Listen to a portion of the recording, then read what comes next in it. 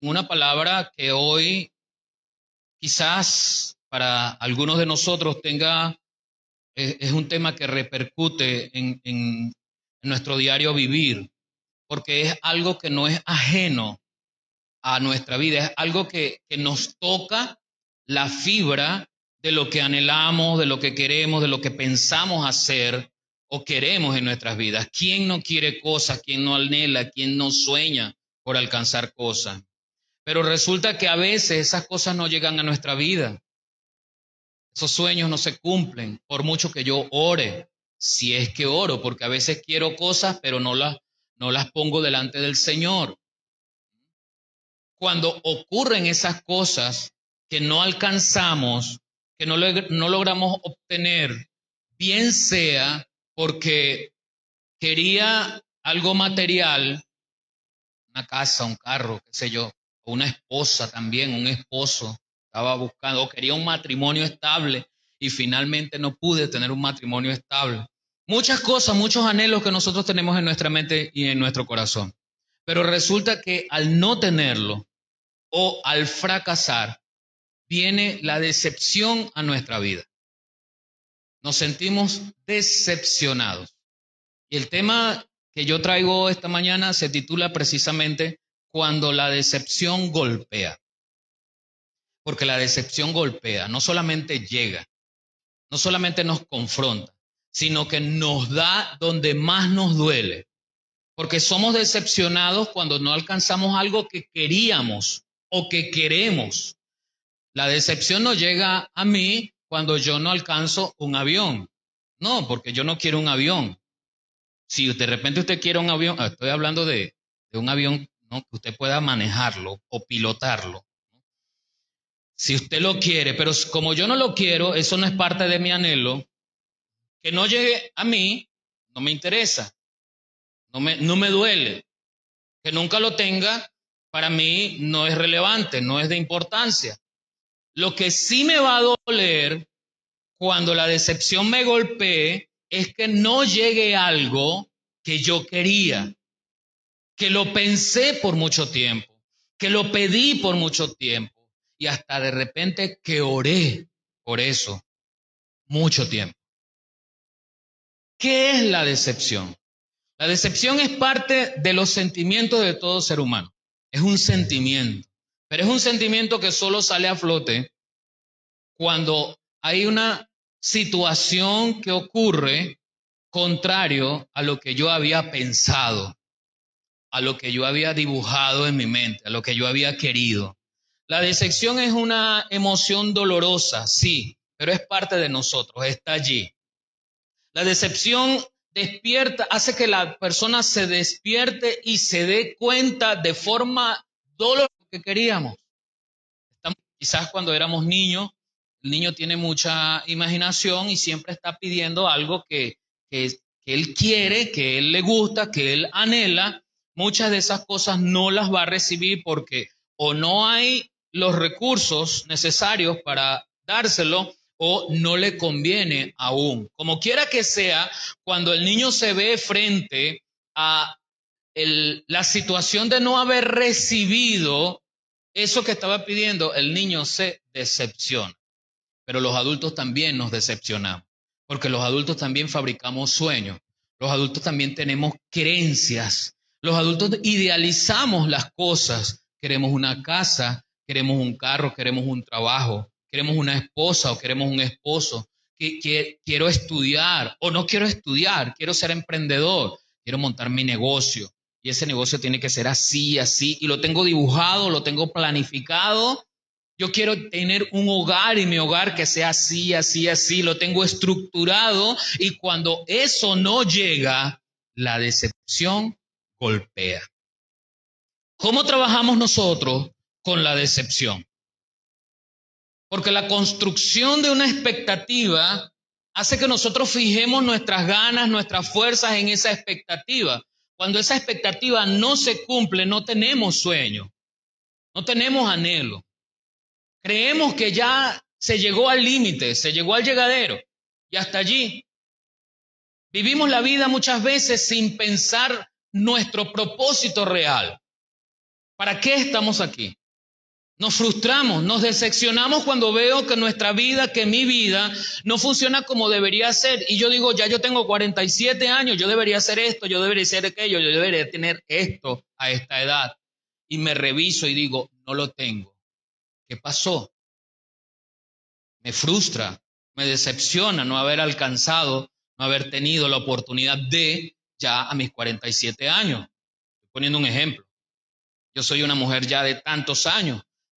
A esta edad debería tener esto, esto y esto y esto. Son las cosas que me he propuesto en mi mente, las he dibujado, las he planificado. Es más allá de planificarlo, trabajé por eso. Invertí tiempo, invertí esfuerzo en eso. Y al pasar el tiempo, no llega. Esos sueños se ven destruidos. Esos sueños se ven derribados. Y la frustración y la decepción golpean mi vida. El problema no es sentirse decepcionado, porque como les dije, la decepción es parte de nosotros como seres humanos, es una emoción. En algún momento va a tocar nuestra vida, nos va a golpear. El problema es entender realmente cuáles son esos procesos lógicos de los cuales los pensamientos, mis pensamientos, al alinearse con los pensamientos de Dios, me ayudan a afrontar las cosas que no puedo recibir porque no me convienen o porque pido mal. El apóstol Santiago dice, pedís y no recibís porque pedís mal. Entonces, a veces llevamos nuestra vida al Señor y se la llevamos de tal manera que Él tiene que responder a mi oración porque sí, porque Él tiene que responder a mi oración porque yo quiero. Pero así no funciona el Señor. Dios como Padre tiene la potestad de negarse a responder mi oración, pero me la va a responder. Mi oración puede ser respondida con un no te lo voy a dar. Mi oración puede ser respondida como un ya va, espérate. No es el tiempo, no estás preparado, no estás preparada. O simplemente no es el tiempo, espérate. Así puede ser mi oración respondida. Lo único es que hemos entendido a la luz de las Escrituras que el Señor siempre va a responder sí, que es el otro tipo de respuesta, es la más bonita, es la más atractiva, es la que anhelamos. Siempre que Dios nos diga sí, respondido. Y encima que nos dice sí, es en el momento en que yo lo quiero. Ya. Porque mis oraciones normalmente son oraciones del momento, es para allá.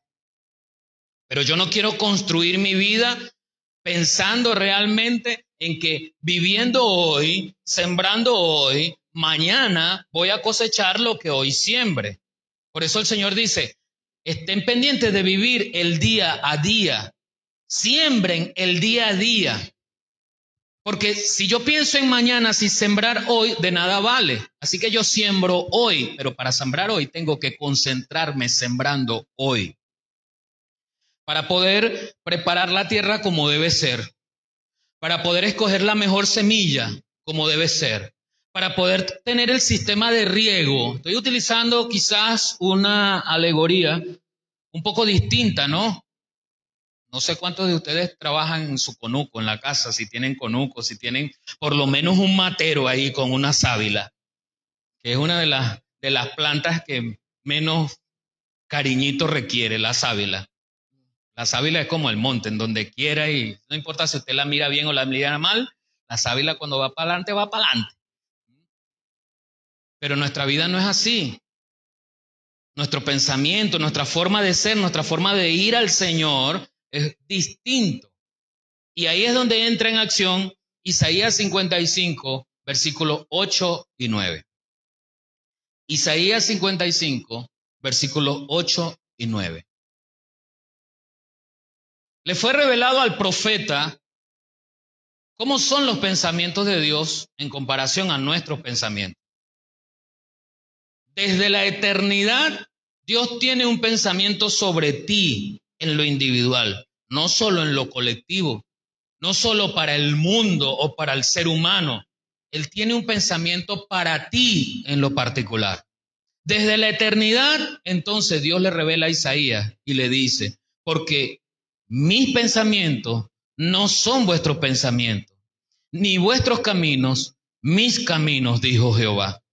Como son más altos los cielos que la tierra, así son mis caminos más altos que vuestros caminos, y mis pensamientos más que vuestros pensamientos. Mire lo difícil que es para el ser humano alinear sus pensamientos a los pensamientos de Dios.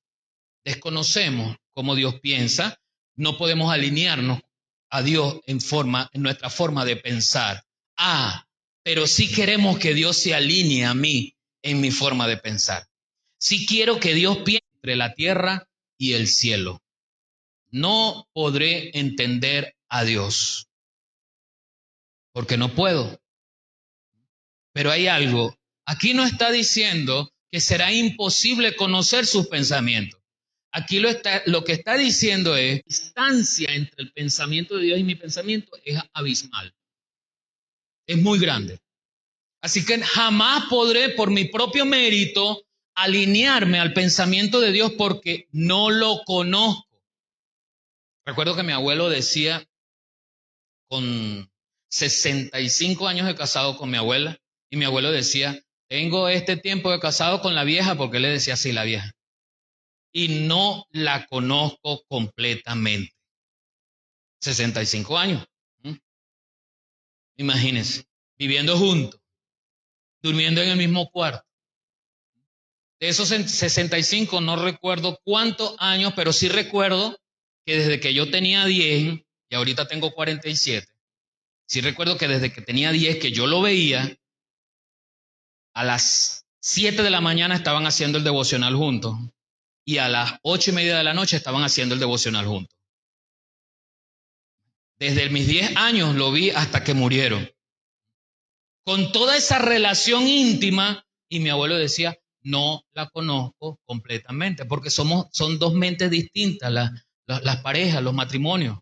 El lunes hablábamos precisamente de la salud mental en la pareja. Son dos mentes, dos cerebros que están viviendo, están conviviendo bajo un mismo techo y están tratando de llevar una sola vida. Eso es muy difícil, muy difícil.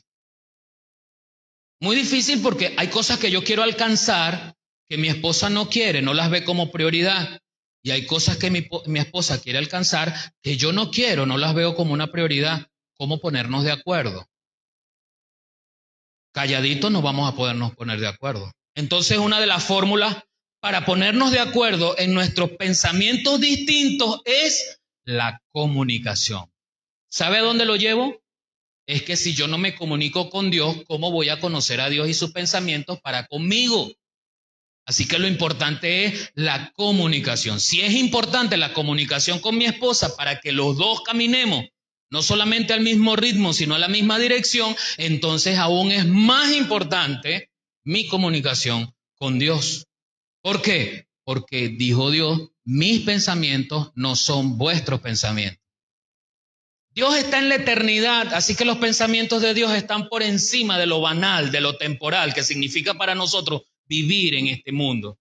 Así que nuestros pensamientos están conformados a la esperanza de las cosas que se ven. Y dice el apóstol Pablo que las cosas que se ven son temporales. Por eso es que Dios dice, mis pensamientos están muy distantes de los de ustedes, porque sus pensamientos están adecuados, conformados a lo temporal, a lo que ven. Pero lo eterno es lo que es atemporal, lo invisible, eso que viene de Dios. Muy poco de mis pensamientos está alineado a eso que viene de Dios.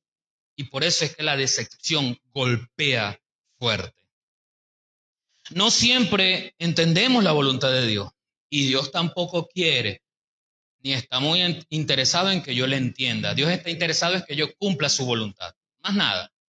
Si entendí la voluntad de Dios, perfecto, gloria a Dios. Y si no la entiendo, pero la cumplo, perfecto también, gloria a Dios. Siempre le he recordado, en el libro de Job, vemos la narrativa de la experiencia que tuvo Job con Dios, la voluntad de Dios al hacer pasar a Job por esta calamidad, y Job nunca se enteró por qué. Job nunca recibió respuesta de Dios ante su pregunta: si yo soy una persona justa, buena y temerosa de Él, ¿por qué estoy pasando por esto? Era voluntad de Dios, pero Dios no se lo explicó. No se lo explicó ni a él ni a nosotros. Usted lee todo el libro de Job y Dios nunca le responde a Job. Nunca. Se cierra, se sella el libro de Job y queda ese interrogante en el aire. Porque es que no es necesario que nosotros entendamos la voluntad de Dios para cumplirla. Lo que sí es necesario es que entendamos que la voluntad de Dios llega a nosotros y ella es buena, agradable y perfecta. Eso es lo que yo debo entender. Así que resulta, por ejemplo, que cuando yo me pregunto en qué consiste la voluntad de Dios para mi vida, debo entender que el apóstol Pablo le dice a Timoteo que la voluntad de Dios es que todos seamos salvos. Ahí viene un principio general para todas criaturas. Todos en el mundo están cubiertos bajo la voluntad de Dios. ¿Y cuál es la voluntad de Dios? Él quiere que todos lleguemos a ser salvos. Por eso, Juan 3, 16 y 17 nos dice que Dios envió a su Hijo unigénito a morir por todo el que cree, pero que esa acción de enviar a su Hijo a morir por todo el que cree, su primera cara, su primera acción no es condenar al mundo, sino que el mundo sea salvo. Esa es la voluntad de Dios. Pero yo quiero otra cosa. ¿Ves? Desde pequeño fui siendo alimentado por el ejemplo o por lo que me dijeron, que lo que yo podía y quería alcanzar: la fama, la fortuna, lo material, el poder. Hay personas que no sueñan de repente con ser materialmente ricos, sino poderosos, la influencia.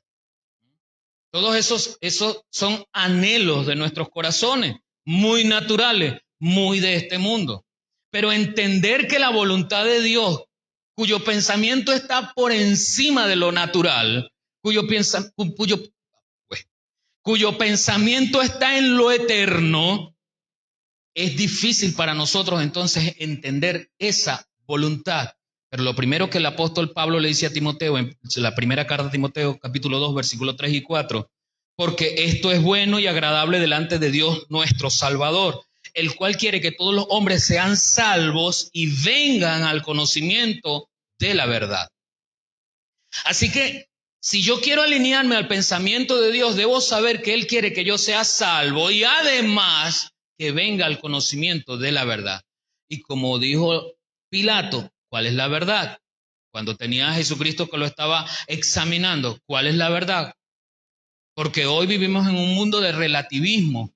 Cada quien cree que tiene una verdad y esas verdades de cada quien son verdades relativas. Pero Dios tiene una verdad absoluta, porque de tal manera Dios envió a su Hijo. Y Jesucristo mismo dijo de Él mismo en Juan 14, y aquí yo soy el camino y la verdad y la vida. Nadie viene al Padre sino por mí. ¿Qué estoy diciendo con todo esto? Estoy tratando de hacer ver que lo que yo necesito primeramente en mi vida no es lo material, sino lo inmaterial. Yo no necesito lo temporal, porque lo temporal en algún momento se termina. En algún momento lo material se acaba. Bien sea por el paso del tiempo, se daña, se termina, porque una fortuna se termina si no se administra bien, se despilfarra, o mi vida, que no voy cumpliendo 46, 45, 44, como de repente algunas mujeres añoran, ¿verdad? Y tratan de orar al Señor para que este año yo no llegue a los 50, y este año estoy casi pisando los 50, pero el Señor no va a permitir que yo llegue a los 50. Este año me pongo en los 49. Y el año que viene, en los 49 otra vez. Y el que sigue, en los 49 otra vez. No podemos ser así, ¿ok? Entonces nuestra vida va envejeciendo. Y eso es muy natural. Se me acaban las fuerzas. Se me acaba el vigor. Se me terminan las ganas. ¿Y de qué me sirve la fortuna que amasé? Hay personas que transponen, posponen las cosas que desean, ¿verdad? Porque primero debo trabajar para conseguir esto, y lo van posponiendo, y lo van posponiendo, y lo van posponiendo. Cuando finalmente tienen lo que anhelaron, si es que lo pudieron conseguir, entonces están muy viejos para disfrutarlo. Lo que reunieron, esa fortuna que reunieron, ahora no sirve sino para 3 pastillas que está tomándose, porque una le funciona, le hace funcionar el corazón, porque si la pastilla no le funciona el corazón, la otra le hace sostener la vitalidad en su cerebro, porque si no la toma no recuerda, y la otra es un calcio para los pies, porque si no, no camina. Todo por lo cual entregó su vida para poder reunir y tener algo y ser alguien en la vida, ahora lo tiene que gastar en su vejez. ¿De qué le sirvió? Ahora, el problema se sigue presentando a que cuando la voluntad de Dios se manifiesta, yo sepa que realmente eso es lo que Dios quiere para mí. Porque estoy tratando de decirle que la decepción va a llegar. Lo que estoy tratando de decirle es cómo lidiar con la decepción cuando realmente entiendo la voluntad de Dios para mi vida. No le estoy diciendo que no nos vamos a decepcionar. Le estoy diciendo es cómo lidiar con esa decepción cuando yo entiendo cuál es la voluntad de Dios para mi vida. Entonces usted y yo debemos trascender más allá de lo temporal, irnos a lo eterno. Lo que realmente nosotros necesitamos viene de lo eterno. Lo demás se acaba.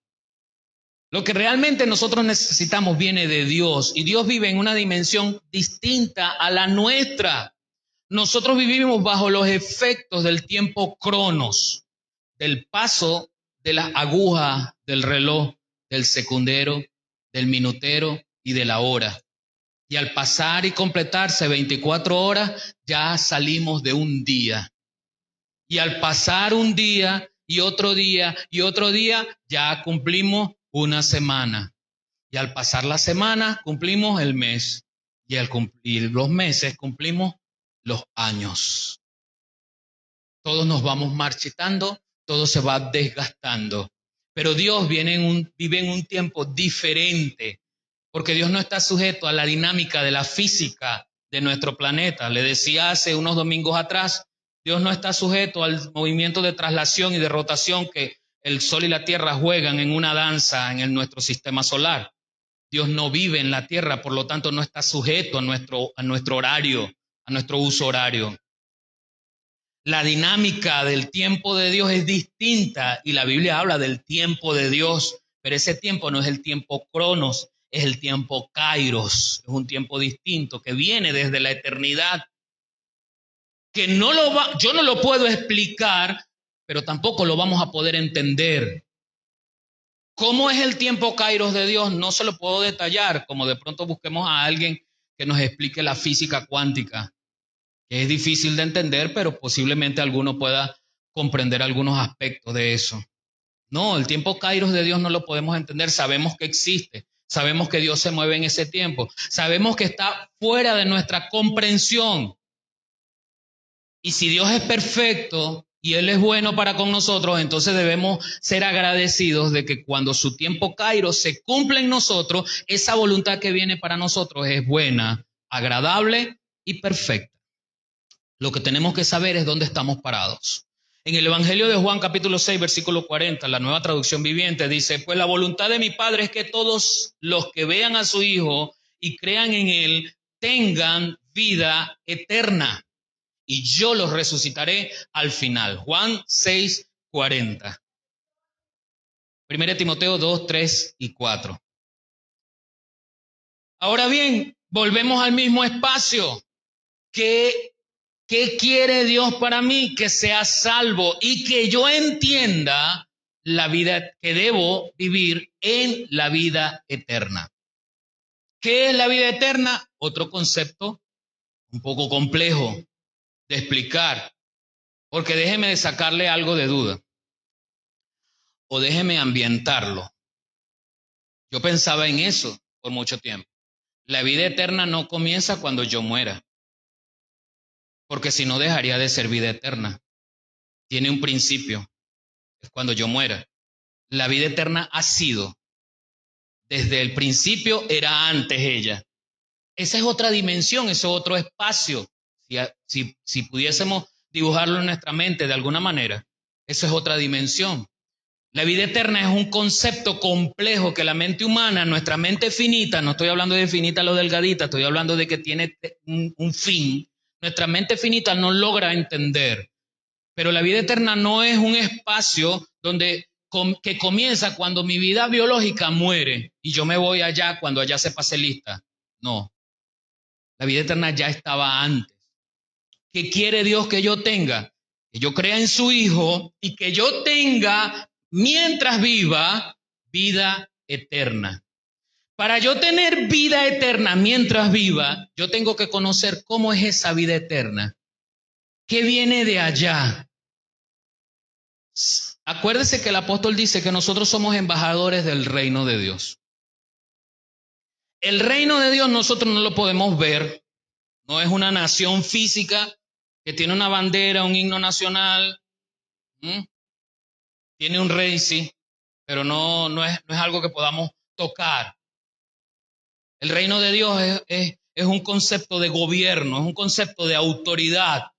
Como yo represento el reino de Dios y yo soy un embajador, a mí me corresponde que aunque viva en esta tierra, en este país, aunque viva en este mundo, que yo sepa que yo no soy de este mundo, que yo no pertenezco a este mundo, que las leyes naturales de este mundo no me afectan, afectan mi cuerpo, pero no afectan mi ser.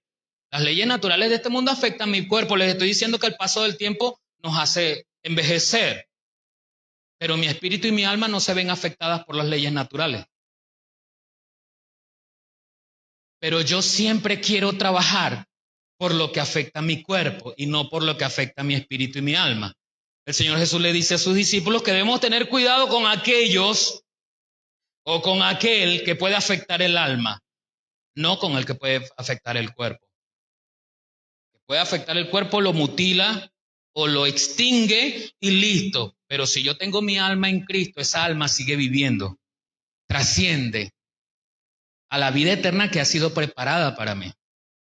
Esto es un colchón, ¿sí? Esta es la base para entender la dinámica de la decepción en nuestras vidas, que le repito, va a llegar. Quizás yo la estoy viviendo en este momento.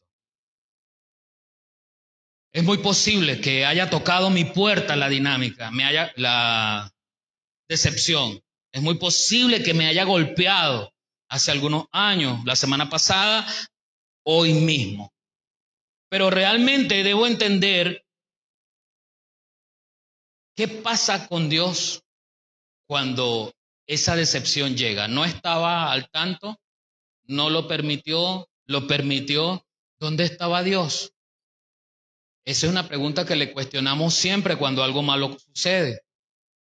Cuando no atendemos a nuestra responsabilidad de nuestras propias acciones y sucede algo, cuestionamos a Dios. ¿Dónde estaba Dios cuando ese camión de niños se volteó? ¿Dónde estaba Dios cuando mi papá se murió? Tanto que le pedí que no se muriera. ¿Dónde estaba Dios cuando lo necesité y en medio de mi matrimonio oré, lloré y Él se fue de todas maneras? ¿Dónde estaba Dios? Es muy común que nosotros como seres humanos cuestionemos a Dios, ojo, por nuestras propias acciones. Porque fueron nuestras acciones. Por eso todo lo que le dije antes es la base que nos sirve para pararnos a entender esto. Muchas de las cosas que llegan a nuestra vida llegan por lo que hoy estoy sembrando, es decir, por mis acciones. La filosofía y las diferentes corrientes de teoría que hay acerca de la vivencia de este mundo habla, una de ellas, por ejemplo, de la causa y efecto. Y la Biblia nos habla de eso. La Biblia nos dice que de cierto es que lo que yo siembre, eso cosecho, eso recojo, eso es causa y efecto. Lo que yo hago hoy suena mañana. Lo que yo hago hoy trae consecuencias mañana. Dentro de esas consecuencias muchas veces viene la decepción. Hoy fui desobediente al no esperar en Dios su voluntad. Mañana me decepciono y pretendo responsabilizar a Dios de esa decepción cuando yo fui el desobediente. ¿Cómo cuidó Dios? ¿Cuál era el mandamiento de Dios para cuidar la santidad del matrimonio? Para cuidar en un matrimonio de las enfermedades de transmisión sexual que no existían cuando Dios hizo a Adán y Eva. No existían. Pero Dios le dijo a Adán y Eva, cuidándolo de eso, Dios le dio una norma. Y los dos serán una sola carne. Habla de exclusividad. Un hombre para una mujer. Y el apóstol Pablo le dice a los matrimonios, no os neguéis el uno al otro. Cumpla uno con el otro su deber conyugal. Y sean exclusivos. Por eso Dios aborrece la fornicación y el adulterio. Esa exclusividad le daba al hombre la protección físicamente, entre otras cosas, pero le daba al hombre la protección físicamente de una enfermedad de transmisión sexual. Pero cuando resulta que estamos contagiados con una enfermedad de transmisión sexual, entonces, ¿dónde estaba Dios que no me cuidó? ¿Y acaso que Dios me mandó a ser a mí promiscuo? ¿Acaso me mandó Dios a ser fornicario? ¿Acaso Dios me mandó a ser adúltero? Entonces las consecuencias de mis actos previos están allí. Lo que yo siembro, eso cosecho. Vaya su Biblia al libro de Éxodo, segundo libro de la Biblia, de izquierda a derecha, Génesis, Éxodo, allí está. Éxodo capítulo 17. Hay cosas que no tienen sentido para mí. Cuando llegan, lo primero que pienso es que no tiene sentido para mí. ¿Qué pasa cuando lo que pienso, cuando creo que lo que pienso pudo haber sido de otra forma? Éxodo 17, versículo 3.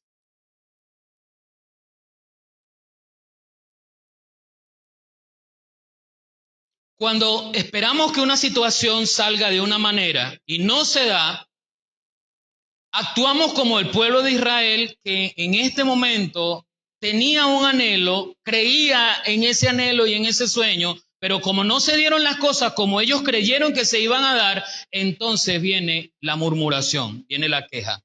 Éxodo 17:3. Así que el pueblo tuvo allí sed y murmuró contra Moisés y dijo, ¿por qué nos hiciste subir de Egipto para matarnos de sed a nosotros, a nuestros hijos y a nuestros ganados? Esa pregunta que cuestiona la voluntad de Dios. ¿Por qué, Señor? ¿Por qué me hiciste esto? ¿Dónde estabas, Señor? Y ahí viene la queja. Ahí viene la murmuración. Aquí dice que murmuraron contra Moisés. Indudablemente se quejaron contra Dios. ¿Por qué? Al no entender realmente. Y empiezo a creer, pensar que hubiese sido de esta manera, según mi forma. Seguramente el pueblo entendió cuando Moisés trabajó por ellos delante del faraón para sacarlos a una tierra que había sido prometida, una tierra que fluye leche y miel. Seguramente pensaban que el paseo que iban a dar era corto, era lleno de provisión de parte de Dios, era lleno de protección de parte de Dios. Ellos pensaron que todo iba a ser sin problema. ¿Y quién no? Nosotros en nuestra vida, cuando somos adolescentes, ¿qué adolescente va a estar pensando en problemas de la vida?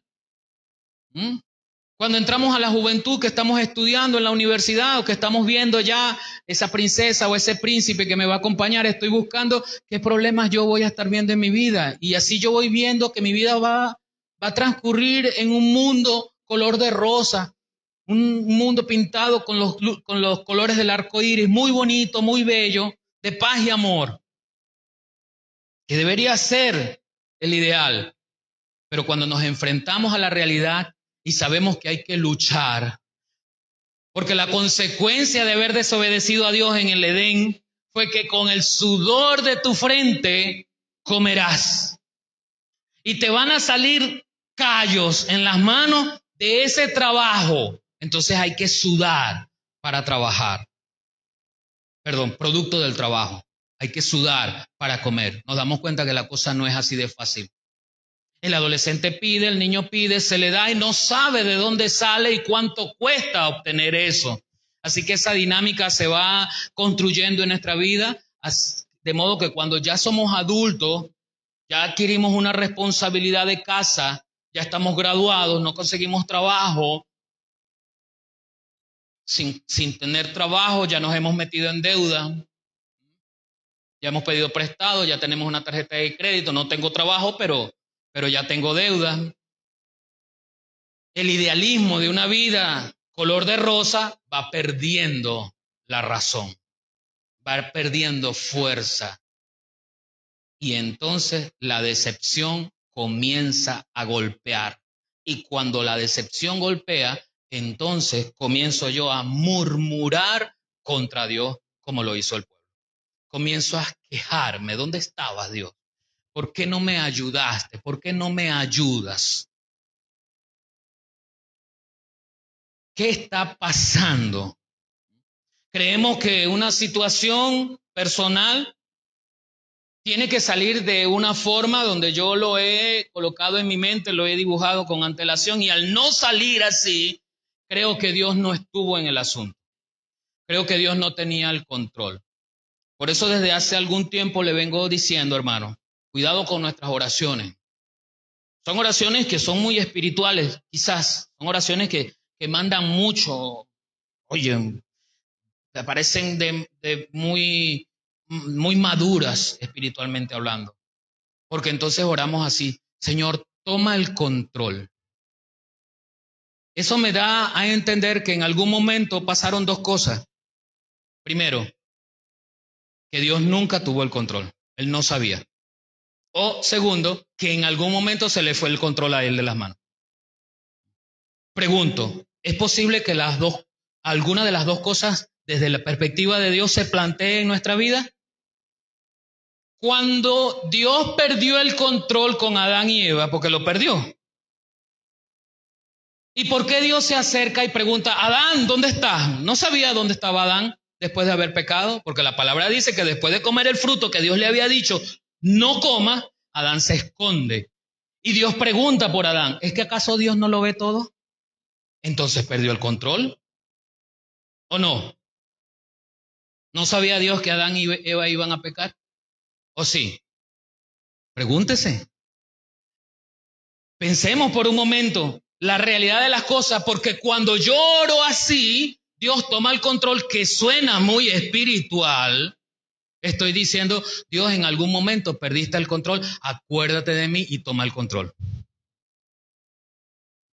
Porque cuando la decepción golpea, el dolor es tanto que tengo que buscarle una explicación lógica que calme el dolor en mi corazón. Así que debo explicármelo racionalmente. ¿Dónde estaba Dios? Un problema que tenemos frente al hecho de cómo responder ante esa situación que nos llega sin nosotros quererla, o por lo menos no la teníamos así destinada. No la queríamos así.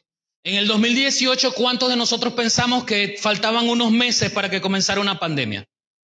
Nadie lo pensaba, ni remotamente. Es más, después del 15 de diciembre del 2019, cuando ya se daban las primeras noticias del COVID en China, nadie hablaba de cuarentena ni de pandemia.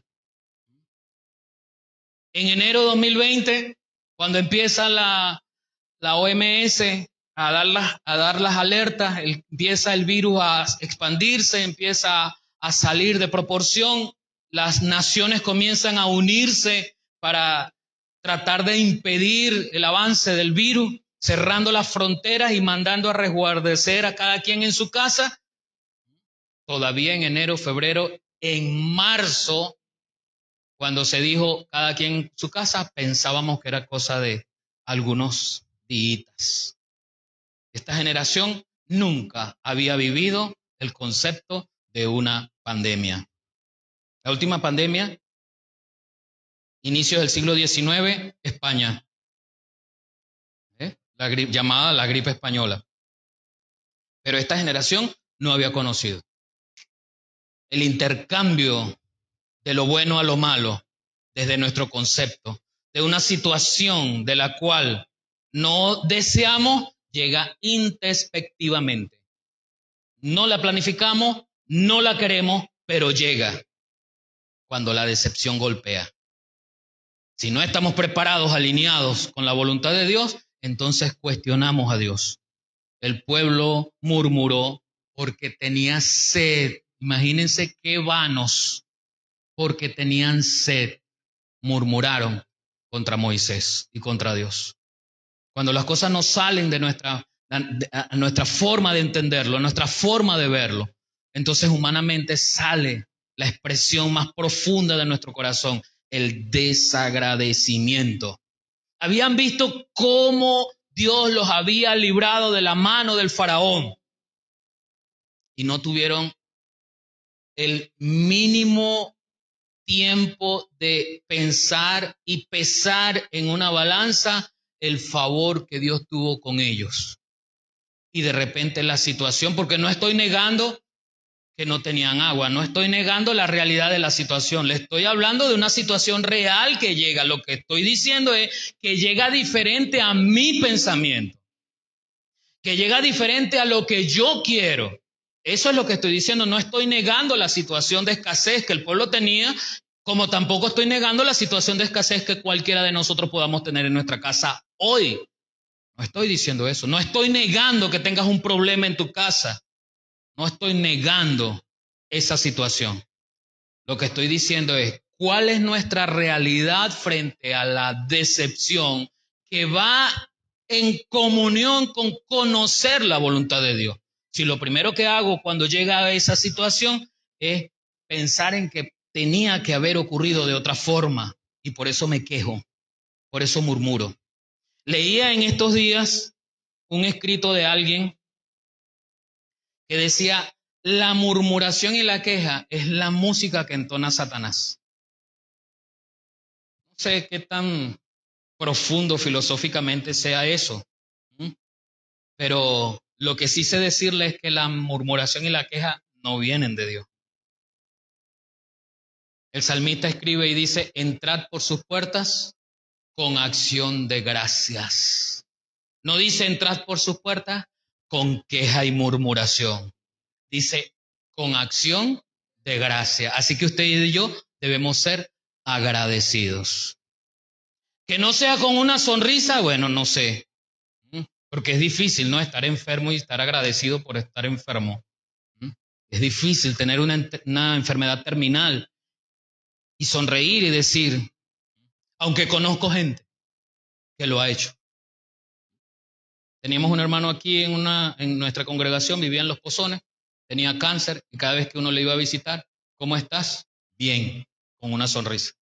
Recientemente, hace un poco más de un mes, ¿verdad?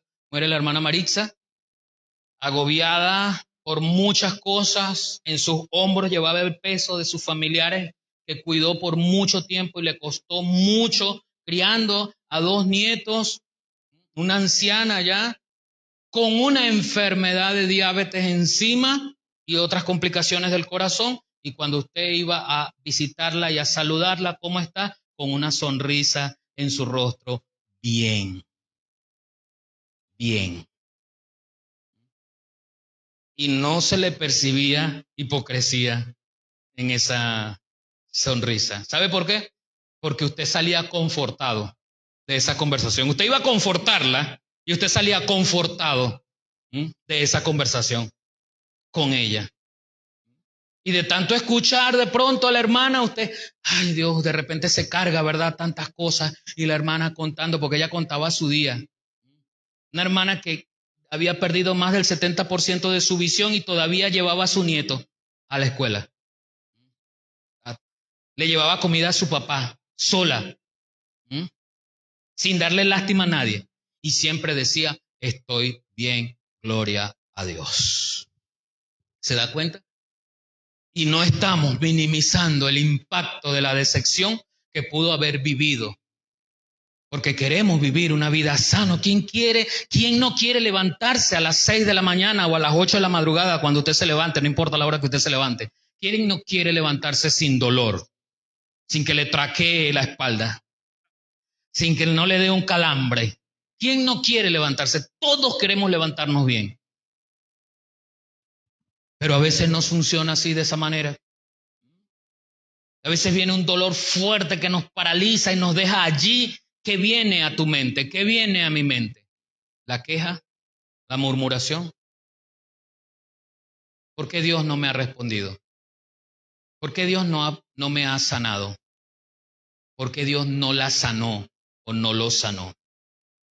Lo segundo que tengo que tomar en cuenta es que cuando la situación es insoportable, la decepción se va a acrecentar cuando creo que la situación es insoportable.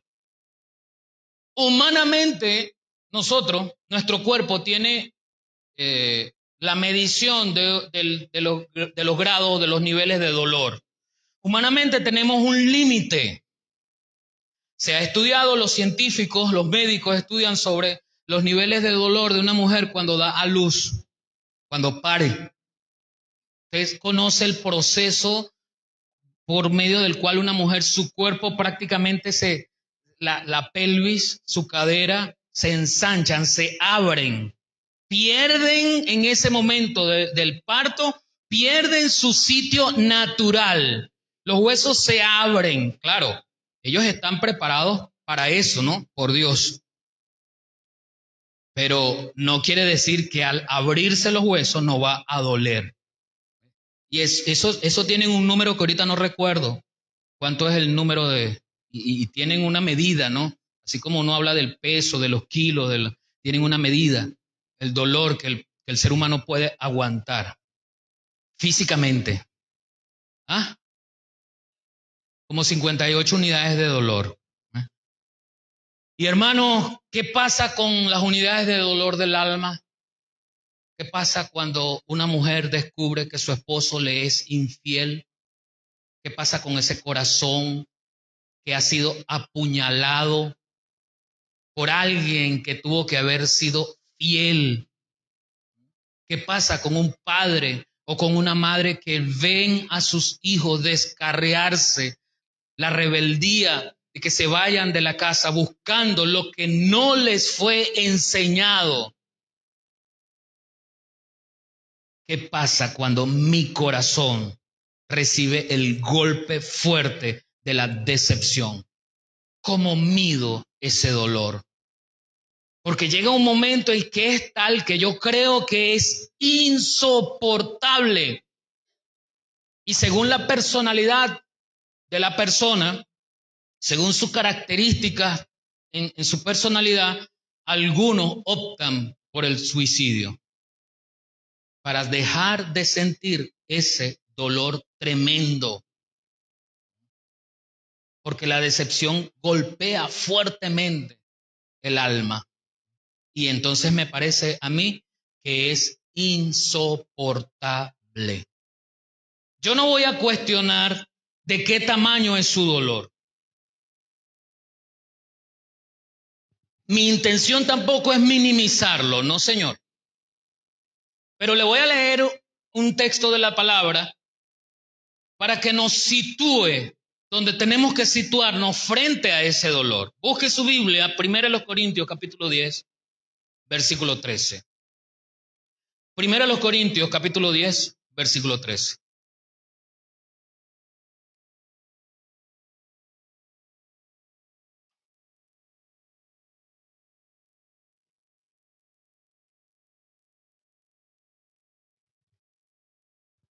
Primero Corintios 10, 13. Lo voy a leer en la versión Nueva Biblia Viva.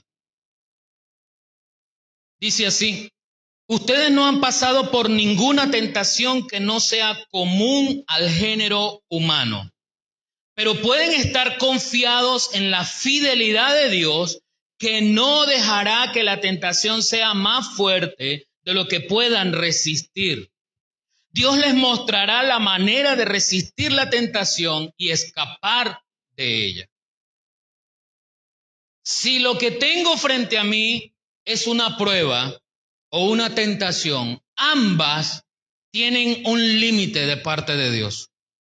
No dejará que esté en nosotros ni el tiempo ni la intensidad que Él no quiera que nosotros tengamos. Por eso cuando Job se ve comprometido con lo material, en la primera fase de la prueba, cuando Satanás llega ante Dios y le pide permiso, vamos a ver si le quitas todo lo que tiene, si va a seguir siendo fiel, entonces Dios le permite que le quite todo lo que le rodeaba. Y le dijo Dios, pero no tocarás su cuerpo. Llega hasta un grado. Perdió a su fortuna, perdió sus tierras, perdió su ganado, perdió su familia. Pero ya Dios le había dado una orden a Satanás. Es hasta aquí. Hay un límite. Pero cuando Job creía que la cosa había pasado porque creyó que era su límite, entonces viene la segunda fase de la prueba. Y le dice Dios a Satanás, ahora toca su cuerpo, pero su vida está en mis manos. O sea, no le vas a dar muerte, pero toca su cuerpo. Le dijo Satanás, ok, verás que así sí va a renegar de ti. Y usted sabe lo que le vino a Job. Tremenda prueba encima, una enfermedad. Dice la Biblia que no tenía llagas, era una sola llaga. Su cuerpo era una sola llaga, de la cabeza, de la punta de la cabeza a la punta del pie. Era una sola llaga. Usted va a visitar a un enfermo y usted normalmente se prepara con una palabra de aliento, ¿verdad? ¿Qué le voy a llevar? Un versículo, canto, tal cual. Era tanta la calamidad de Job que sus 3 amigos, cuando fueron a visitarle, tuvieron que quedarse mudos. ¿Qué le decían a una persona que estaba como Job? Y decidieron acompañarle en silencio, ante la calamidad que tenía Job. ¿Quién dice cuántas unidades de dolor en el cuerpo y en el alma pasaba Job? No podemos medirlo. Pero lo que sí podemos medir es que aunque cuestionó la realidad del por qué estaba pasando por ahí, nunca se quejó de Dios. Se mantuvo fiel a Dios. Del polvo vine y vine desnudo. Y al polvo voy a volver y voy a volver desnudo. Esas fueron las palabras de Job. Entendiendo la voluntad de Dios para él. Ojo, hermano, no es que Job no se quebró. Claro que sí, Job se quebró. Le estoy diciendo que él cuestionó la realidad de su vida. Yo soy justo. Es más, usted lee Job 1 y se va a dar cuenta que la introducción la está haciendo el mismo Dios.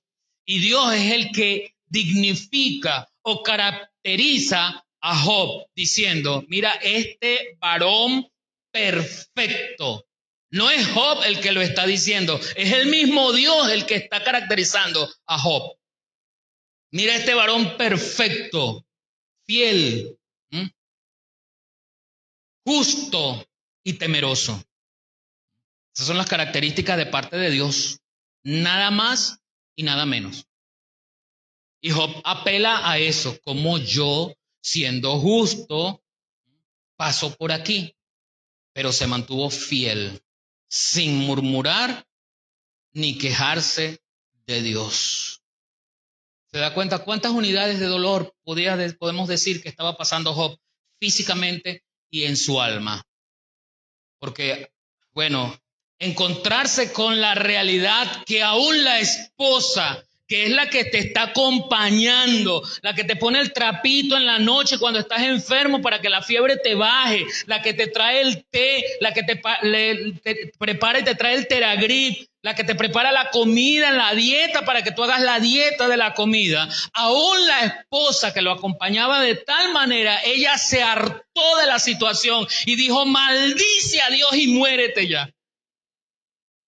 Imagínese.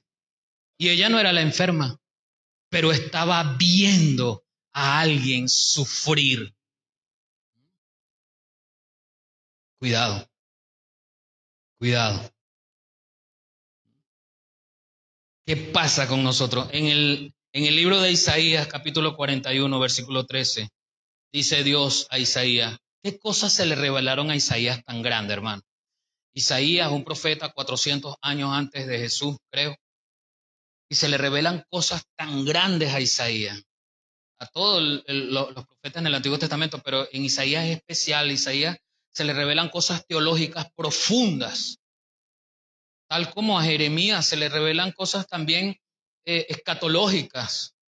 Pero la realidad de la persona de Dios se le revela a Isaías y le dice Dios, porque yo soy Jehová, porque yo Jehová soy tu Dios, quien te sostiene de tu mano derecha y te dice, no temas, yo te ayudo. ¿A quién acudimos por ayuda cuando tenemos la decepción encima? ¿Sabe, hermano, que yo no estoy en desacuerdo que usted tome medicina? Yo tomo medicina. Todo lo que mi esposa me da, usted llama a mi esposa cuando yo estoy enfermo y usted le dice que le dé una rama de perejil con una rama de no sé qué, que la frite, que la ponga al sol y la luna, que no sé qué, y mi esposa lo hace y me lo da y yo me lo tomo. Yo me lo tomo. Yo enfermo, yo me lo tomo. Sí, los enemigos míos que quieran envenenarme, dile una fórmula a mi esposa y yo me la voy a tomar sin nada. ¿Ah? Pero resulta, ¿qué le estaba diciendo yo? Ah, lo agarré, ¿verdad? Pero resulta, hermano, que en esa convicción nuestra, ¿no? De tomarnos la pastilla, el remedio, el bebedizo, no sé, lo que sea, ¿dónde está nuestra fe puesta por la cura de la dolencia o de la enfermedad? ¿Dónde está? Si muchas veces lo primero que hacemos es acudir al médico, acudir a la pastilla antes de acudir a Dios. Ay, pastor, usted sí exagera. No, no lo exagero. Lo sé por la conversación posterior. Dos personas se encuentran y le dice una a la otra, oye, chico, me enteré que estabas enfermo. Sí, vale, estuve enfermo, estuve malito. Tuve que ir al médico y fue un médico bien bueno, chico, que me mandó unas pastillas un poco caras, sí, pero las logré comprar, unas pastillas buenísimas. Entonces el otro que es creyente le dice, ay, gracias a Dios. Ah, bueno, y Dios también, que me ayudó también. O sea, pero primero yo fui al médico, que era muy bueno, primero fueron las pastillas, que eran buenísimas, y luego Dios también allí, ¿verdad? Debajo. Ahí viene. Eso me da la idea del orden en el cual yo acudí a Dios. De tercero, primero el médico, luego la pastilla y luego Dios. ¿Es así el orden que Dios quiere? ¿Es así lo que Dios quiere que nosotros hagamos? Y yo voy a morir hipertenso, porque esa es mi hipertensión. No, yo no sé si usted se ha encontrado o ha visto o de repente usted ha sido protagonista, yo no sé, pero le voy a contar el encuentro de dos enfermos. ¿Cómo estás? ¿Cómo te va? Bien, bien, aquí tú sabes con los achaques de la vida. Ya tengo reumatismo, tengo artrosis, tengo artritis, tengo titis, tengo geotitis y colitis. Sí. Y el otro, para no quedarse atrás, chico, si yo tengo eso, más monitis, más cositis y casitis. Y le dice el otro para no quedarse, no, pero yo me tomo 3 pastillas en la mañana antes de las 9, 3 en la tarde y 3 en la noche, 9 pastillas. No, te quedaste corto. Yo me meto 2 inyecciones aparte de 14 pastillas. Y comenzamos un ring de boxeo a ver cuántas enfermedades yo tengo y yo te gano en las enfermedades y cuánto tratamiento yo tengo y yo te gano en el tratamiento. En eso volvemos un ring de boxeo ahí entre 2 personas. Me ha dicho que usted no se ha encontrado alguno de esos. O reflexione si usted no es uno de esas. No, si yo no me tomo la pastilla de la tensión a las 9 de la noche me da un beriberi. No, chicos, yo ni a las 9, si a las 8:55 yo no lo me tomaba, a mí me da primero el beriberi. O sea, comenzamos una lucha de poderes, a ver quién está más enfermo. Le repito, no quiero herir susceptibilidades. No estoy diciendo que la enfermedad no exista, sí existe, sí tienes una condición, hermano. Sí, o sea, eso no tenemos que tapar el sol con un dedo. Estoy hablando de a quién acudimos nosotros, porque la decepción de recibir la enfermedad está allí. Está allí, nos asusta. Nos asusta una mujer que vaya al control, ¿cómo se llama el examen que se hacen de las mamas? Una mamografía, nos asusta el resultado, nos asusta. Hay quienes les gusta estar en un quirófano, a mí no me gusta estar en un quirófano. Nos asusta el quirófano. No estoy diciendo que eso no sea una realidad. Lo que estoy diciendo es cuando la decepción golpea, ¿a quién acudo yo frente a la enfermedad? Yo debo ir primero al Señor, debo presentarle al Señor mis planes, debo dejar que el Señor guíe mis pasos para que vaya al médico y como el Señor creó la ciencia, utilizará al médico si Él quiere. Si no, Él va a hacer un milagro. Como sea, es su voluntad. Y si yo me alineo a esa voluntad, entonces el golpe de la decepción no va a ser frustrante para mí. Ese dolor no va a ser intenso. Ese dolor no es insoportable. Estoy hablando del alma. Y finalmente, no solamente acudo al Señor en ese momento cuando creo que es insoportable, acudo o no acudo, sino ¿qué pasa cuando yo sé que no tengo el control? En definitiva, no tengo el control de qué va a pasar.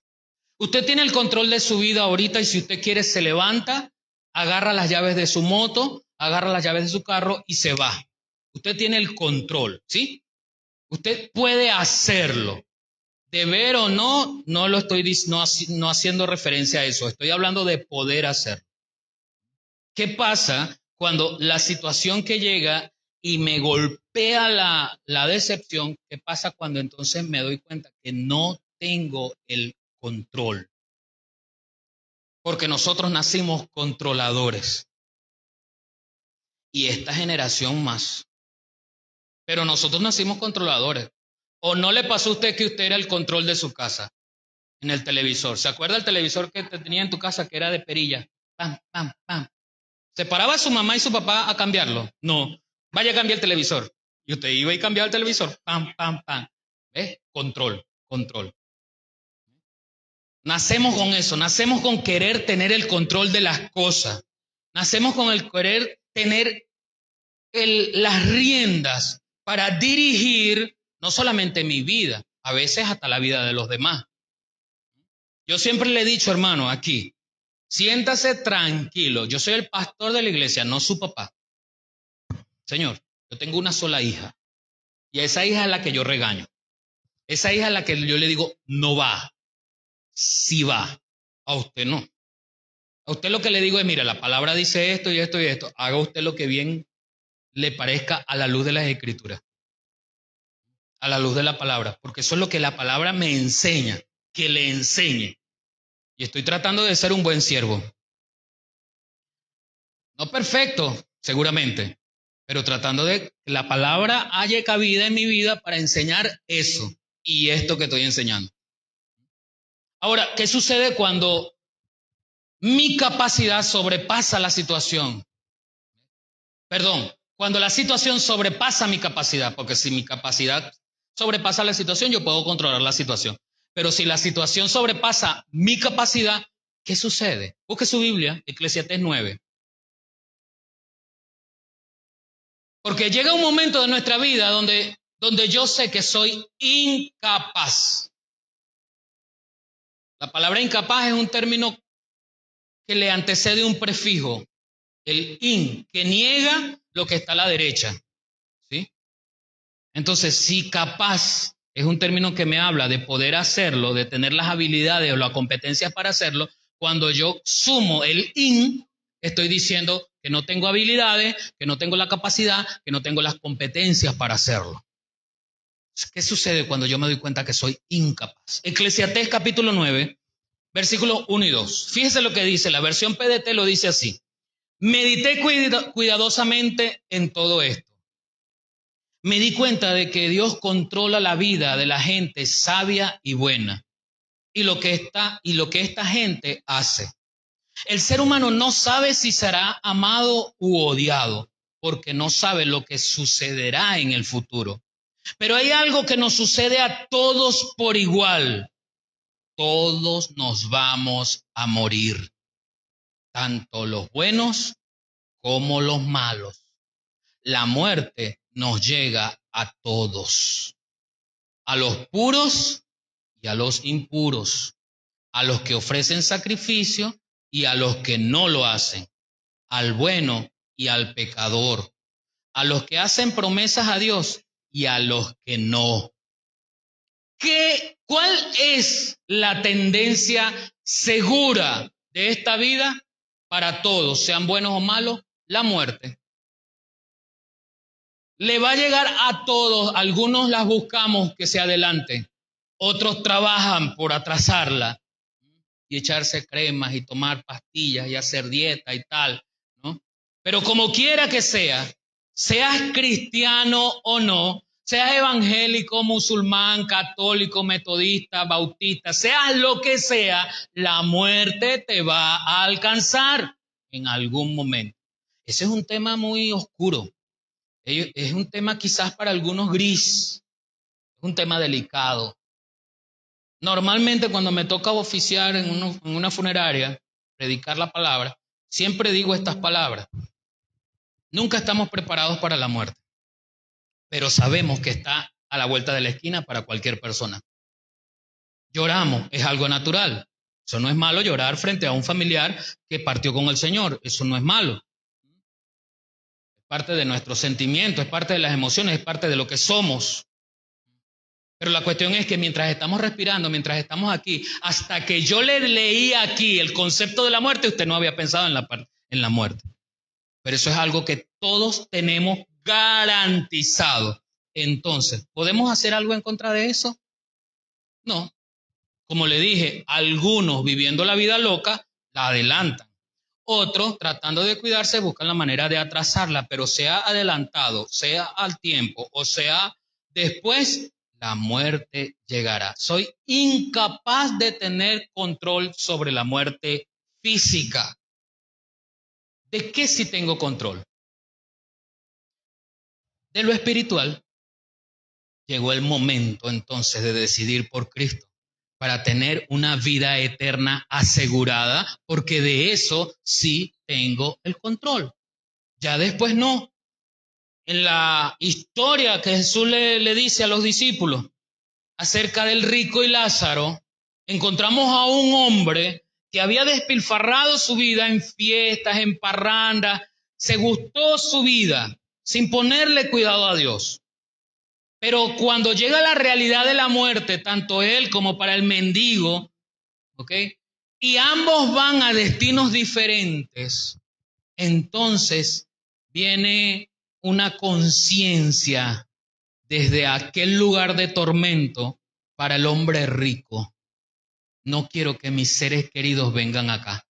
Ya yo estoy aquí, ni modo, pero no quiero que mis seres queridos vengan acá.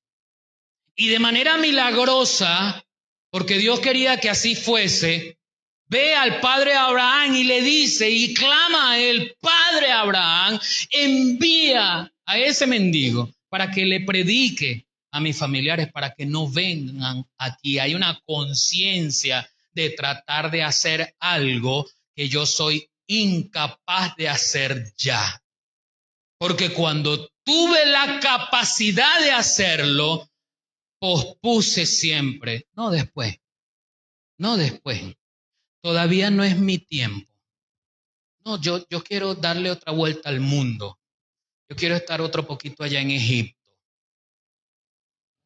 Yo quiero seguir disfrutando la vida. Y disfrutando la vida loca, se le llegó el fin de la vida loca, como le llegó al rico. Y clama al padre Abraham.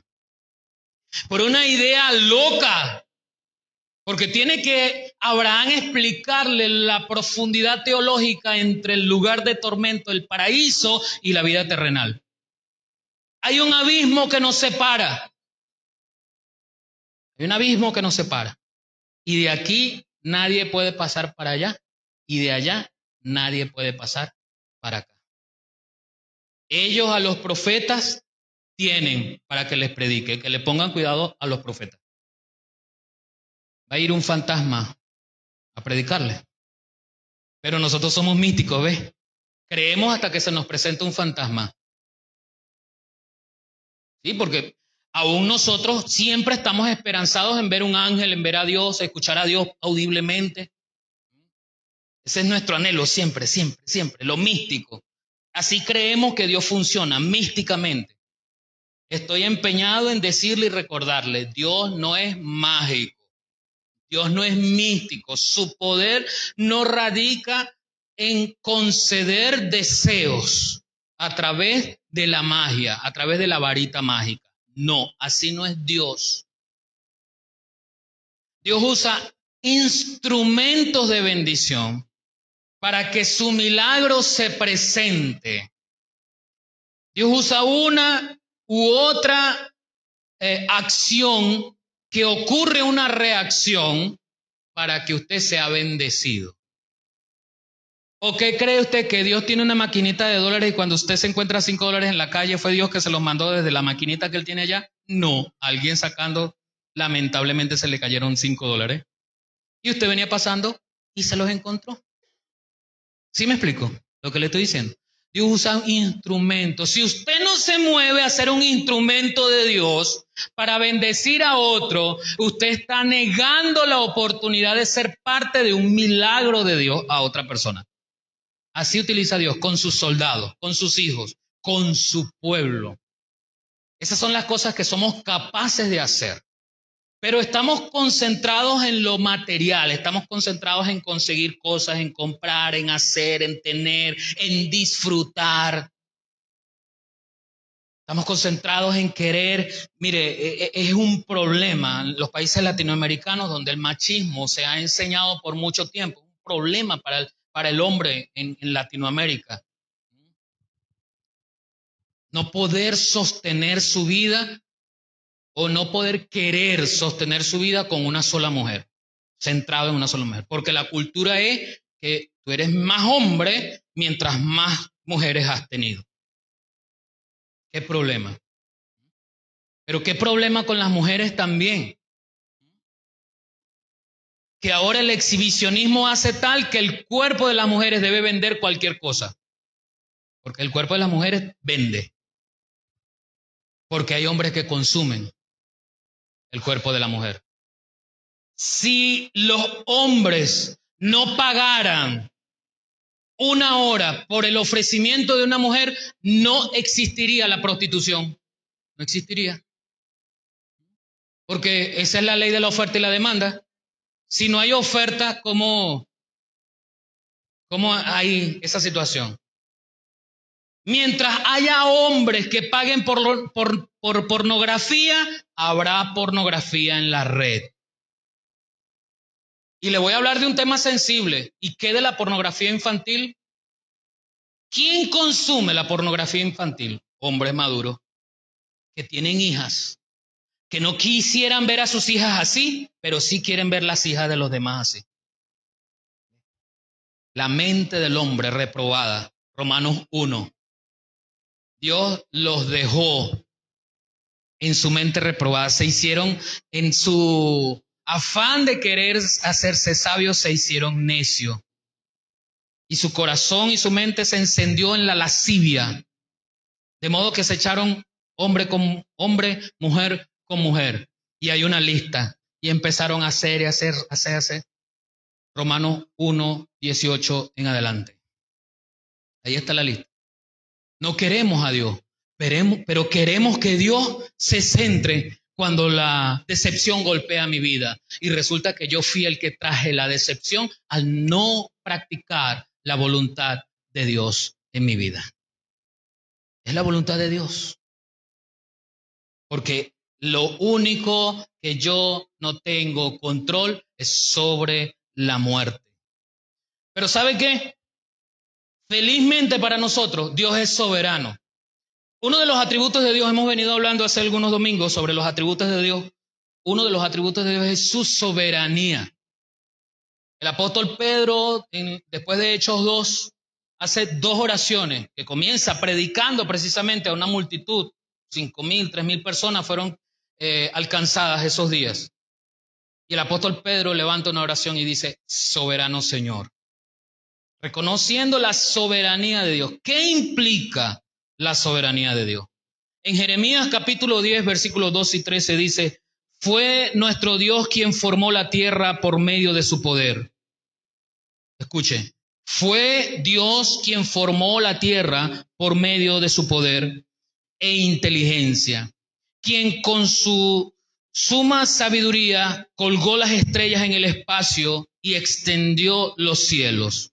En su voz, la que retumba en el trueno de las nubes tormentosas. Él hace que de la tierra se levante la niebla, envía el relámpago y produce la lluvia, y de sus tesoros saca el viento. Mire lo que Dios puede hacer con los elementos de la naturaleza, no solamente en nuestro planeta, sino en el universo entero. Porque está hablando de las estrellas. Él colgó las estrellas en el espacio. El poder de Dios, la soberanía de Dios se extiende más allá de las fronteras de lo terrestre. Sale de la capa de la gravedad de la Tierra, sale del sistema solar, sale de la Vía Láctea y colma plenamente el universo entero. Ese es Dios. ¿De qué no es capaz Dios? Si ese es nuestro Dios, ¿qué se le escapa de las manos? ¿Qué está fuera de su control? Si colgó las estrellas, si extendió el firmamento, ¿qué se puede salir de su control? ¿Qué lo toma por sorpresa? ¿Es que acaso cuando el querubín protector que Ezequiel nos narra se rebeló contra Dios, lo tomó por sorpresa? Se rebeló Lucifer, lo tomó por sorpresa. Cuando estudiamos sobre la soberanía de Dios, cuando creemos que la soberanía de Dios es absoluta, no es relativa, no es parcial, no lleva matices. ¿Sabe lo que es un matiz? Un color que no define es blanco o negro. Es un gris, es un matiz. No lleva matices. La soberanía de Dios es absoluta. Cuando creemos realmente en esa soberanía, tu vida y mi vida descansan plenamente delante de la presencia de Dios. Pero esto le antecede, ese descanso de mi alma le antecede el hecho de yo saber cuánto estoy alineado a su voluntad, aun cuando no la entienda. Cuando la decepción golpea, tiene límites para que ese dolor no me inflinja algo más allá. Isaías 41:4 dice, ¿quién ha hecho esto y permite que esto suceda? El que desde el principio controla la historia. Yo, el Señor, estoy presente de principio a fin. Todo lo sabe Dios. Otro atributo de Dios, su omnisciencia. Todo lo sabe. Repito, ¿podrá algo tomarlo de sorpresa? ¿Asustarlo? ¡Ah! Me asustaste.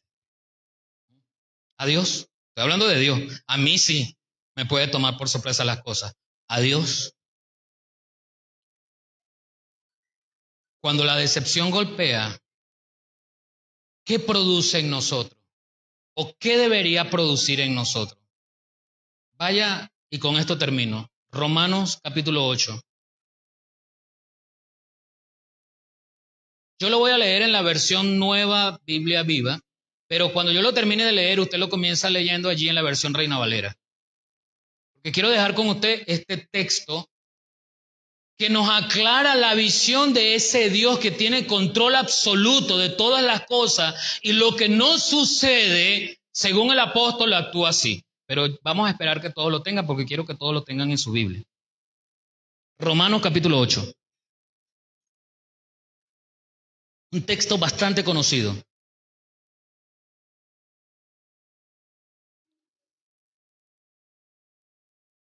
¿Todos lo tienen? Dice, voy a leerlo yo primero en la versión Nueva Biblia Viva y luego yo le digo para que usted lo lea allí en la Reina Valera.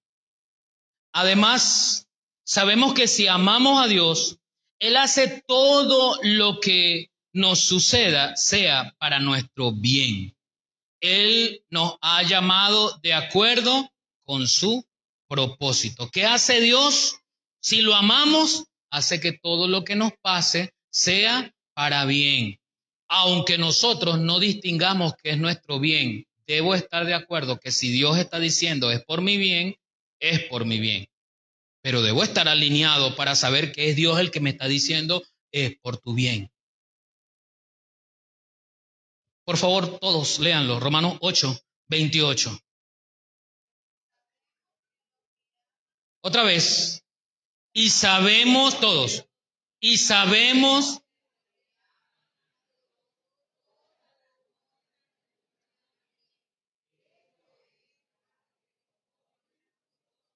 Son llamados. A los que aman a Dios, todas las cosas les ayudan a bien.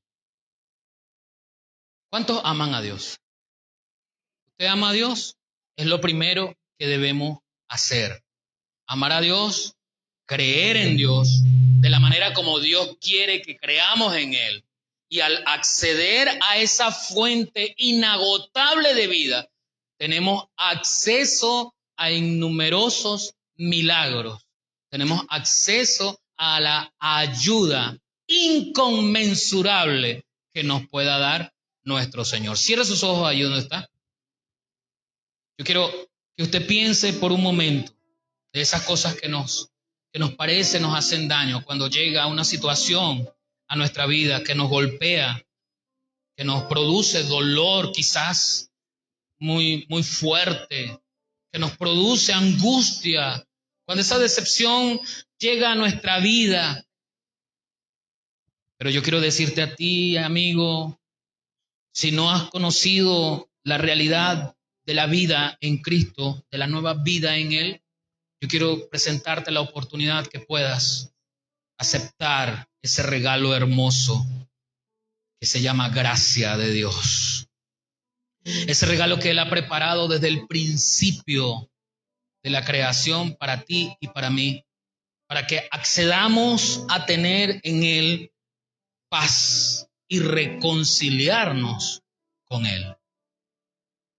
Quiero dejarte en tu mente que hoy es el tiempo que Dios te está llamando. Hoy es el tiempo que puedes abrir las puertas de tu corazón y recibir a Cristo allí para que, conforme a lo enseñado en este último texto, todas las cosas que te pasen te ayuden a bien. No dejes para mañana lo que puedas hacer hoy. Y eso es bíblico. Eso es algo que la palabra nos enseña sobre la diligencia. Padre, en esta hora, Señor, te damos las gracias por tu poder. Gracias por tu palabra que inunda nuestro corazón. Gracias, Señor, porque nos has enseñado que no importa la situación que venga, aunque sea dolorosa, aunque sea frustrante, aunque decepcione nuestro ser, eso nos ayuda a bien.